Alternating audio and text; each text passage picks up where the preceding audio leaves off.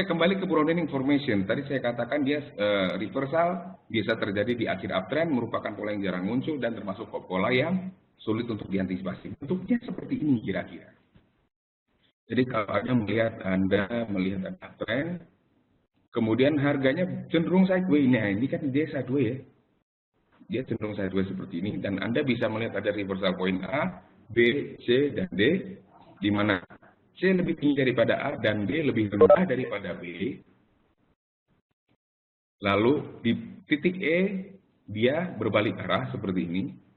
Nah, inilah baru Anda bisa memperkirakan atau mengatakan ada potensi akan terbentuk broadening formation. Di broaden dia semakin lebar, broadening melebar, formasi yang melebar. Makanya ada yang menyebutkan juga dia megaphone top. Megaphone ini kayak megaphone dan berada di atas. Nah, itu masalahnya. Ini masalahnya di sini. Masalahnya titik F ini nggak tentu Pak tempatnya di mana. Kalau kita berdasarkan pola ini saja, tapi dalam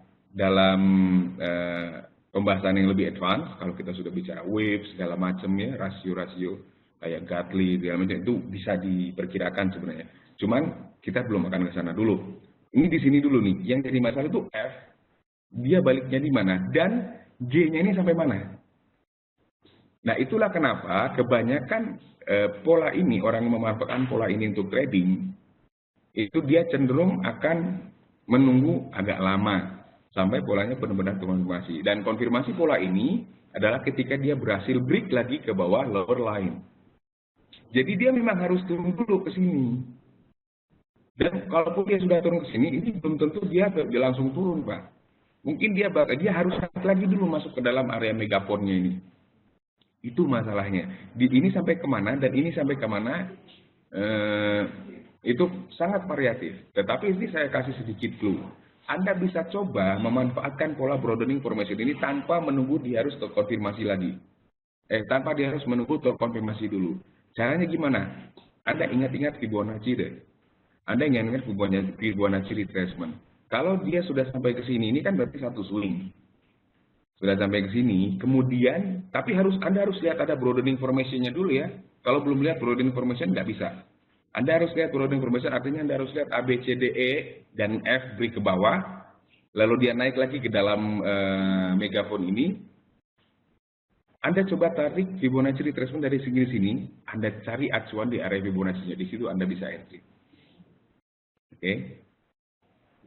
Walaupun sebenarnya konfirmasi dari pola broadening formation ini adalah tembusnya lower line yang ini. Tapi itu sangat makan waktu panjang sekali. Antisipatif strategi, kita pakai strategi antisipatif. Kita bisa entry sell di G. Tapi ingat, untuk di G-nya di berapa gitu, nggak tahu bisa. Pakai Fibonacci retracement dari E ke F. Cari area antara 38,2 sampai 1,8, di situ ada entry-nya. Tinggal tunggu konfirmasi. Oke, dan ini sulit. Sulit yang pertama sulit untuk kadang-kadang gini, kadang-kadang kita terlewat tuh. Kadang-kadang terlewat itu polanya sudah jadi baru kita wah ini broadening formation, habis itu orangnya jauh ke bawah. Itu cukup sering terjadi. Ya, karena tadi saya katakan juga tantangannya adalah bisa mengenali potensi terjadinya pola ini. Oke. Oke, dari Pak Andilau sudah terjawab, dari Ibu Florensi. Oke. Dari Pak Made, sepertinya pola ini cukup sulit untuk diketahui. Memang benar, Pak. Ya, betul. Kita baru melihat saat polanya sudah terbentuk, betul. Terutama broadening formation-nya. Sebab begini, secara psikologis kita akan, kok gini-gini amat ya gerakannya. Ini kan swing-nya lebar sekali. Ya, kadang-kadang kita lupa untuk look back. Jadi inti pattern itu adalah we have to look back gitu. Jadi kita harus sedikit melihat ke belakang untuk memperkirakan pergerakan harga ke depan. Untuk mengambil antisipasinya seperti apa. Jadi kuncinya seperti itu. Selain juga ya harus membiasakan diri memang. Harus membiasakan diri. Oke? Ini broadening formation. Ya, contohnya seperti ini. Ya, contohnya seperti ini. Nah, ini juga. Ini lihat. Ini F-nya dia harusnya tembus ke bawah seperti ini, harusnya tembus F-nya di sini. Ini juga kita sulit sekali nyarinya, Pak. Ini sangat jarang muncul pola ini. Oke, yang ketiga rectangle. Nah, rectangle ini sangat gampang sebenarnya. Rectangle ini adalah pola yang mempresentasikan jeda yang terjadi di mana harga bergerak sejajar, sideways, di antara dua garis horizontal yang sejajar.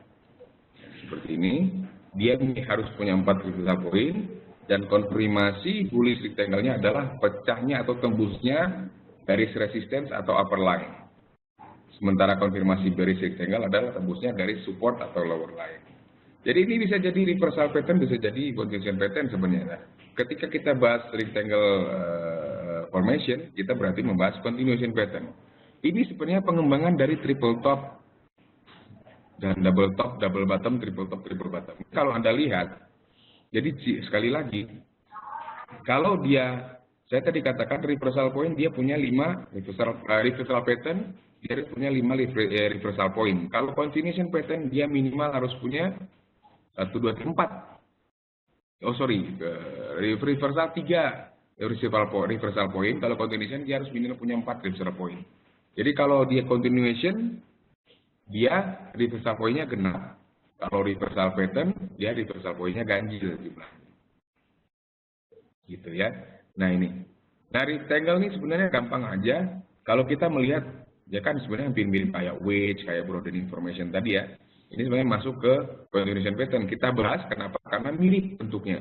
Jadi salah satu cara untuk menghafalkan pattern, kita jodoh-jodohin Pak. Kita cariin temennya. Kayak kita bicara triangle ya, triangle ada triangle segitiga tembus atas gimana, di continuation pattern bullish tembus atas, oh temannya continuation bearish tembus bawah. Triangle ada temannya lagi, ada ascending triangle, kalau ascending triangle yang atasnya datar, yang bawahnya naik. Descending triangle yang bawahnya datar, yang atasnya turun, kan gitu. Itu kan dicariin temennya buat cara ngapalinnya. Nah, tadi terus masuk wedge. Oh, wedge itu kayak triangle tapi kemiringan garisnya searah. Sama-sama miring ke atas atau sama-sama miring ke bawah. Broadening formation itu triangle tapi dia kebalik. Kalau triangle dia mengerucut, kalau broadening dia melebar. Kan gitu, cara mengingatnya kan seperti itu. Jadi supaya gampang cara mengingatnya kayak begitu. Nah, rectangle ini kita bahas karena punya kemiripan dengan broadening formation maupun wedge, maupun wedge tadi. Hanya, walaupun dia continuation pattern, hanya dia sejajar garis atas dan bawahnya. Benar-benar sejajar. Kayak rel kereta api gitulah. Benar-benar sejajar. Jadi nggak begini, nggak begini, nggak begini, nggak begini juga. Ya, benar-benar sejajar. Ya, itu namanya rectangle. Nah, gampang saja kalau dilihat 1, 2, 3, 4, 5, 6, tembus atas, Anda bisa menerapkan strategi breakout trading untuk buy di situ.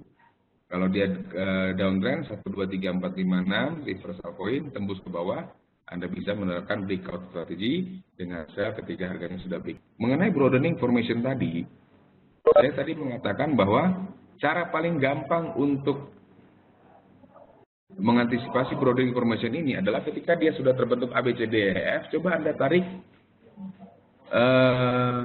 Fibonacci retracement dari E ke F. Lalu Anda cari area Fibonacci retracement itu di 38,2 sampai 61,8%. Secara tidak langsung kita bicara teori wave di situ, hanya dengan cara yang lebih sederhana. Jadi kita tidak perlu melihat di mana pinwave-nya, di mana cycle-nya, di mana super cycle-nya, di mana grand super cycle-nya, nggak perlu. Kalau bicara wave kan harus seperti itu.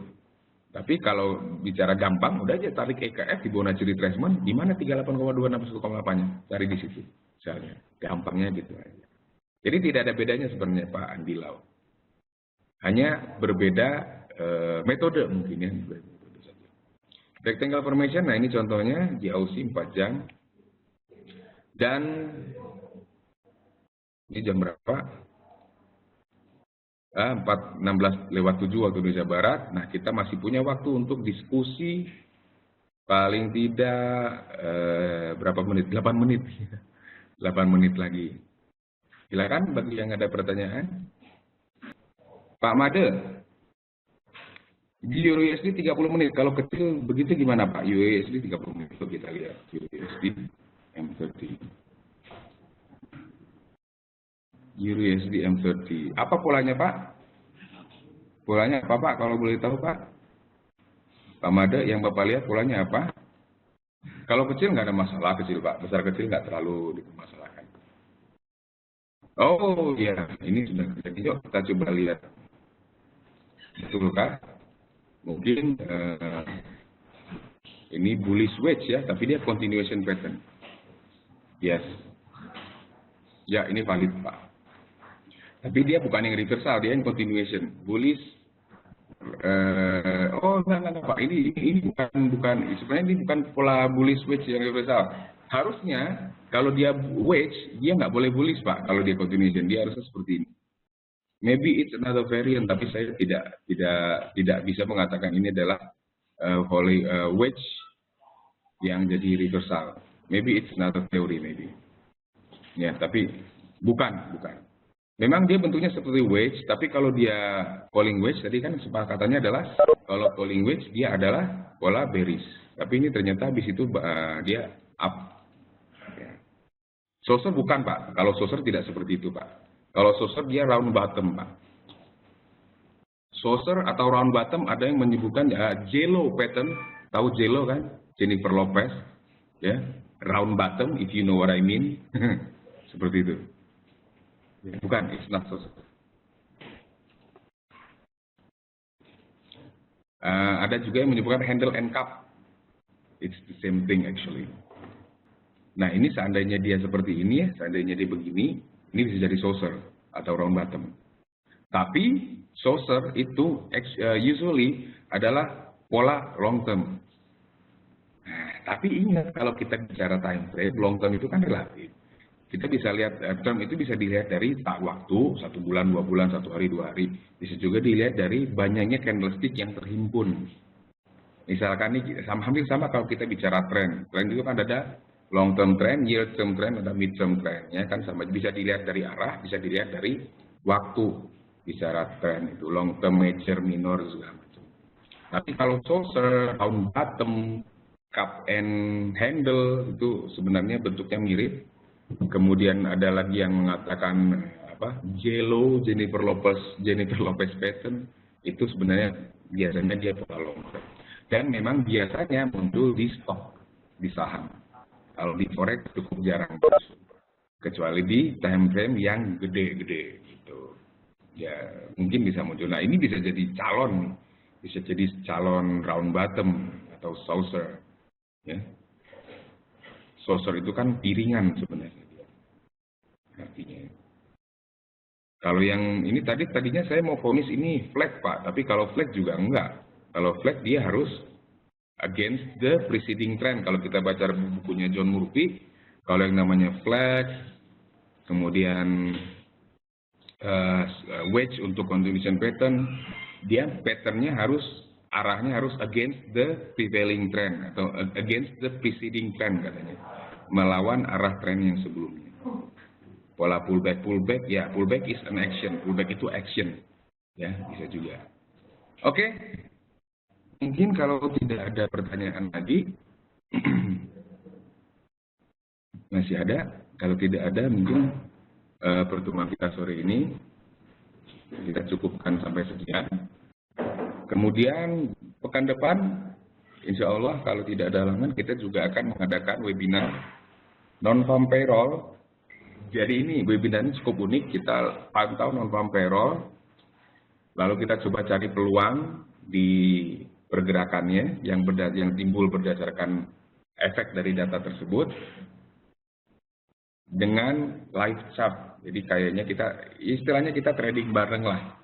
Nah, tapi untuk webinar non-farm payroll ini khusus untuk nasabah aktif forexcff.com. Oke, terima kasih kembali sekali lagi. Mohon maaf apabila banyak kesalahan. Mudah-mudahan kita bisa bertemu di kesempatan yang lebih berbahagia dengan topik-topik yang lebih menarik. Selamat sore, sampai jumpa lagi. Saya Eko Trijuni.